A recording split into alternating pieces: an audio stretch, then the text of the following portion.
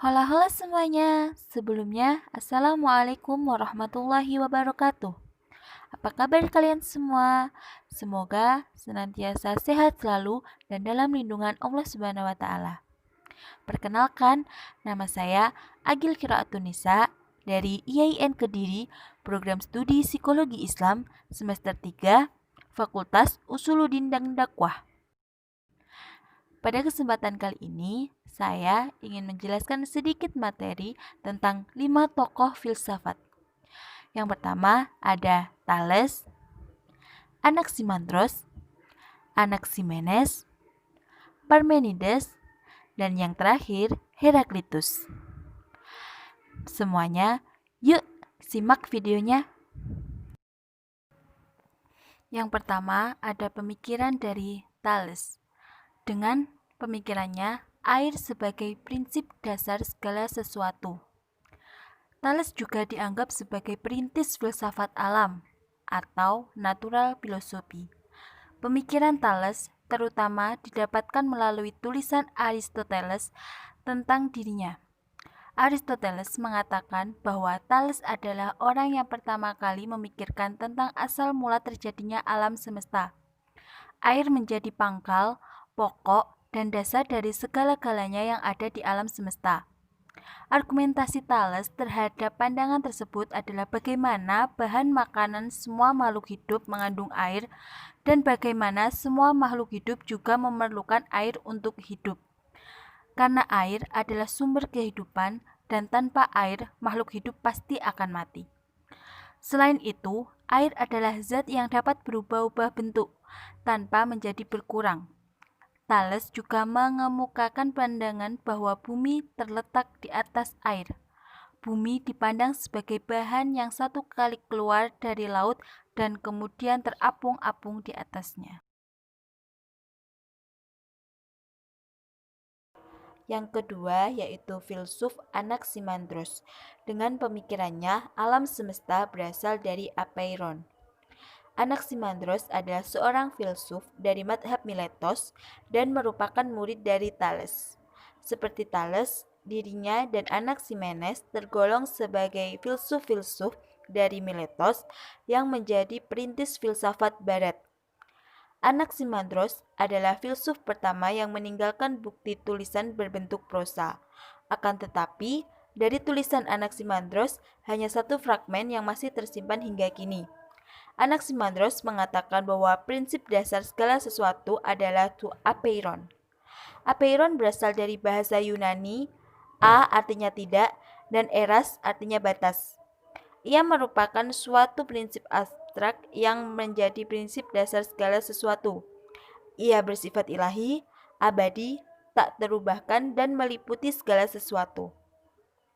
Dari prinsip inilah berasal segala sesuatu yang ada di dalam jagat raya sebagai unsur-unsur yang berlawanan, seperti yang panas dan dingin, yang kering dan yang basah, malam dan terang.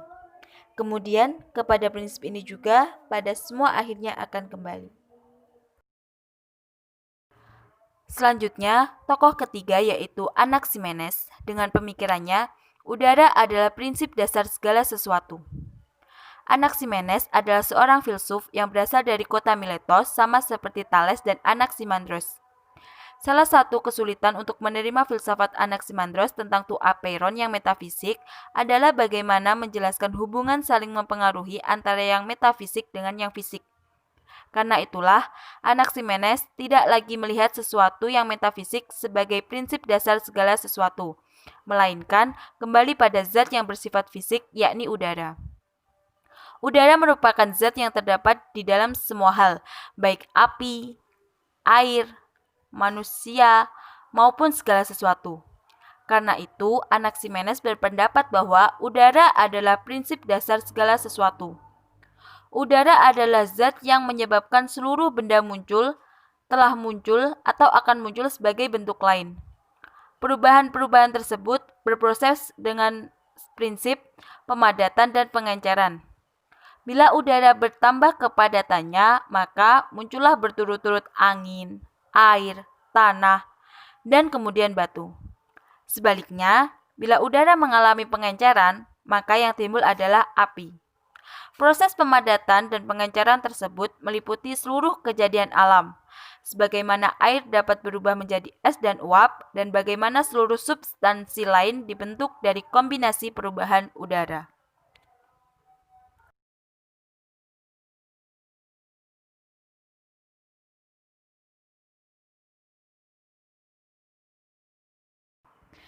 Oke, next, tokoh yang keempat, yaitu Parmenides.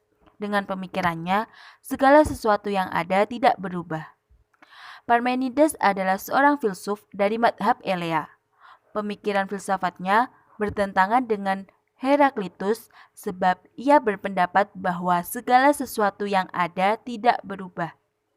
Inti utama dari jalan kebenaran adalah keyakinan bahwa hanya yang ada itu ada.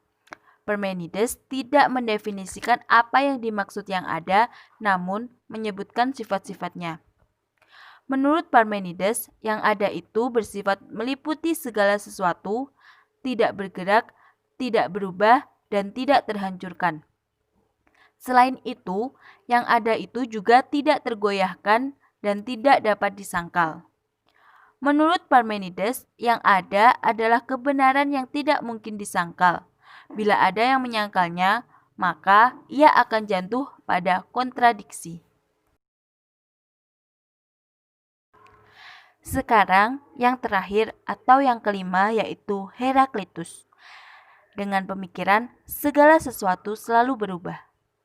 Heraklitus dari Efesus adalah seorang filsuf Yunani kuno prasokratik yang tidak tergolong madhab apapun. Meski dapat digolongkan lewat asal munculnya sebagai pemikir madhab Lonia atau filsuf yang muncul di wilayah Asia Minor, termasuk Thales, Anaximandros, Anaximenes, dan Xenophanes, menurut Heraklitus, tidak ada satupun hal di alam semesta yang bersifat tetap atau permanen. Tidak ada sesuatu yang betul-betul ada. Semuanya berada di dalam proses menjadi. Ia terkenal dengan ucapannya Panta rekai uden menei yang berarti semuanya mengalir dan tidak ada satupun yang tetap tinggal. Segala sesuatu yang terus berubah di alam semesta dapat berjalan dengan teratur karena adanya logos. Logos adalah rasio yang menjadi hukum yang menguasai segala-galanya dan menggerakkan segala sesuatu termasuk manusia. Logos juga dipahami sebagai sesuatu yang material tetapi sekaligus melampaui materi yang biasa. Hal ini disebabkan pada masa itu belum ada filsuf yang mampu memisahkan antara yang rohani dan yang materi. Demikian tadi penjelasan tentang 5 tokoh filsafat yang dapat saya sampaikan. Apabila masih terdapat banyak kesalahan, saya mohon maaf yang sebesar-besarnya. Terima kasih telah menonton video saya. Semoga bermanfaat bagi kita semua.